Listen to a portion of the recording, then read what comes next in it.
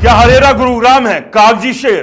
क्या बिल्डरों के आगे ढेर हो गया है ये कागजी शेर? क्या हरेरा गुरुग्राम की कार्रवाई से खौफ नहीं खाते हैं बिल्डर? क्या बिल्डरों का सरदार सच में है सरदार? हरेरा गुरुग्राम का आंकड़ों के साथ खोलेंगे बही खाता। नमस्कार दोस्तों, आज हम बात करने जा रहे हैं एक ऐसे मुद्दे की जो आपके घर से जुड़ा है, आपके सपनों से जुड़ा है और सबसे बड़ी बात आपकी जेब से जुड़ा है। Haryana real estate regulatory authority यानी कि हरेरा गुरुग्राम, नाम सुनते ही दिमाग में आता है रेगुलेशन, पारदर्शिता और बिल्डरों पर नकेल। लेकिन सवाल यह है कि क्या वाकई में हरेरा वो कर पाया जो करने का वादा 2016 में रियल एस्टेट एक्ट के तहत किया गया था?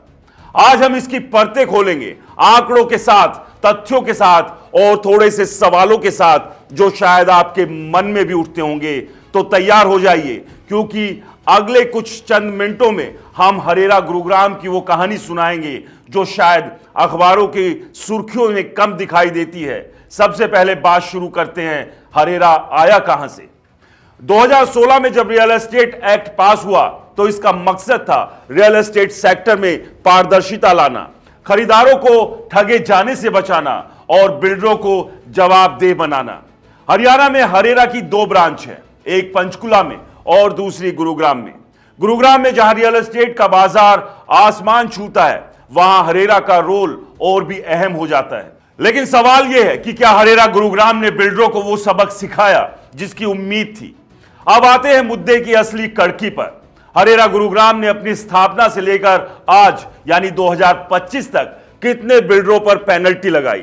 इसका जवाब ढूंढने के लिए हमें हरेरा की ऑफिशियल वेबसाइट और कुछ सूत्रों से मिली जानकारी पर भरोसा करना पड़ेगा।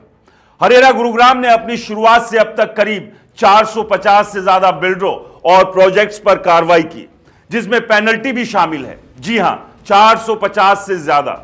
लेकिन यह आंकड़ा अपने आप में पूरी कहानी कहता है।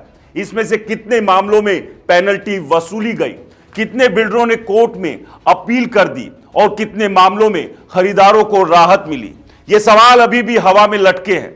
हरेरा की रिपोर्ट्स के मुताबिक 2023 तक गुरुग्राम में करीब 300 से ज्यादा प्रोजेक्ट्स पर पेनल्टी लगाई जा चुकी थी और इसमें से ज्यादातर मामले प्रोजेक्ट्स की देरी, नियमों का उल्लंघन और खरीदारों के साथ धोखाधड़ी से जुड़े हैं।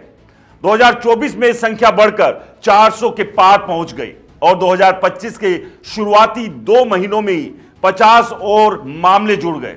यानी हर साल औसतन 100 से 150 बिल्डरों पर हरेरा की गाज गिर रही है। लेकिन यह पेनल्टी कितनी थी? कुछ मामलों में मात्र 5 लाख रुपए से शुरू होकर 1 करोड़ रुपए तक की पेनल्टी लगाई गई।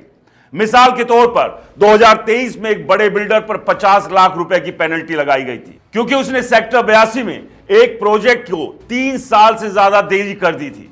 अब आपको समझाते हैं पेनल्टी का पैटर्न क्या है, इसके पीछे की कहानी। अब सवाल यह है कि यह पेनल्टी किस किस वजह से लगाई गई। हरेरा के आंकड़ों को देखें तो ज्यादातर मामलों में 3 बड़ी वजहों से जुड़े हैं। प्रोजेक्ट में देरी, करीब 60% मामले ऐसे हैं जहां बिल्डर ने वादा किया कि फ्लैट 3, 4 या 5 साल में मिलेगा, लेकिन ये साल कहीं ज्यादा बढ़ गए, खरीदार दर दर भटकते रहे। दूसरा, रेगुलेटरी उल्लंघन, करीब 25% मामलों में बिल्डर ने हरेरा के साथ प्रोजेक्ट रजिस्टर नहीं कराया या गलत जानकारी दी या रजिस्टर कराए बगैर ही प्री लॉन्च किया।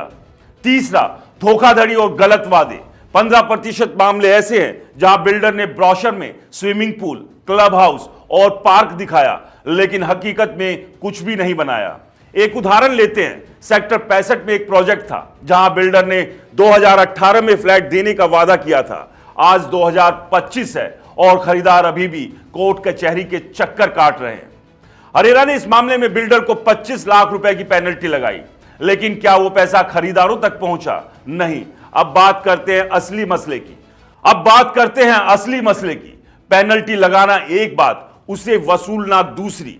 हरेरा के पास अधिकार है कि वो बिल्डरों पर जुर्माना लगाए, लेकिन जब जुर्माना वसूली की बात आती है तो मामला बहुत हद तक अधर में ही लटका रहता है।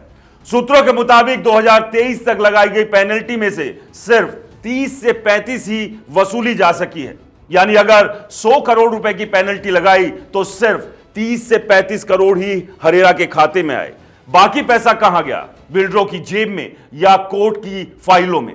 2024 में एक बड़ी खबर आई थी जब हरेरा ने 11 बिल्डरों को नोटिस दिया था कि वो बकाया राशि जमा करें, वरना उनकी रजिस्ट्री पर रोक लगेगी।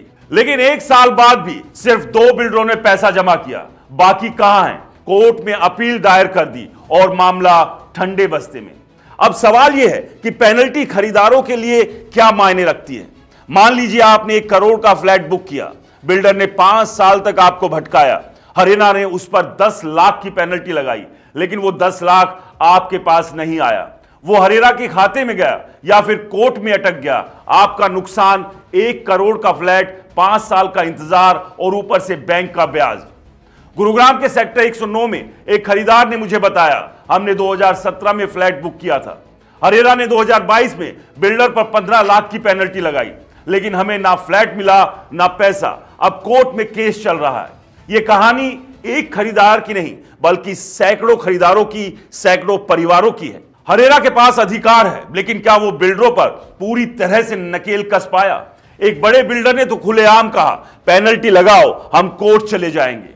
और यही हो रहा है। हरेरा के पास स्टाफ की कमी है, संसाधनों की कमी है और इच्छा शक्ति की कमी है। एक अधिकारी ने नाम ना बताने की शर्त पर बताया, हमारे पास हर महीने 200 से 300 शिकायतें आती हैं, लेकिन जांच के लिए सिर्फ 10 से 12 लोग हैं। तो सवाल यह है, क्या हरेरा सिर्फ कागजी शेर है? क्या कहते हैं आंकड़े? कुल शिकायतें 2023 तक हरेरा गुरुग्राम में 5000 से ज्यादा शिकायतें दर्ज हुई। 2025 तक यह संख्या 7000 के करीब पहुंच गई। निपटारे का रेट सिर्फ 40 से 45 या उससे भी कम शिकायतों का निपटारा हुआ। पेनल्टी की राशि की बात करें, अनुमानित तौर पर 200 से 250 करोड़ रुपए की पेनल्टी लगाई गई, जिसमें से 70 से 80 करोड़ ही वसूला गया। तो दोस्तों, कहानी यहीं खत्म नहीं होती। सवाल यह है कि हरेरा अगर बिल्डरों पर पेनल्टी लगा रहा है तो खरीदारों को राहत क्यों नहीं मिल रही? क्या यह पेनल्टी सिर्फ दिखावा है? क्या सरकार को हरेरा को और ताकतवर बनाने की जरूरत है? और सबसे बड़ा सवाल, जब तक खरीदारों को उनका हक नहीं मिलेगा तब तक यह सिस्टम किस काम का? अगली बार जब आप गुरुग्राम में फ्लैट खरीदने जाएं तो ब्रोशर के साथ साथ हरेरा की वेबसाइट भी चेक कर ले, क्योंकि सपनों का घर खरीदना आसान नहीं और उसे हकीकत में बदलना उससे भी मुश्किल।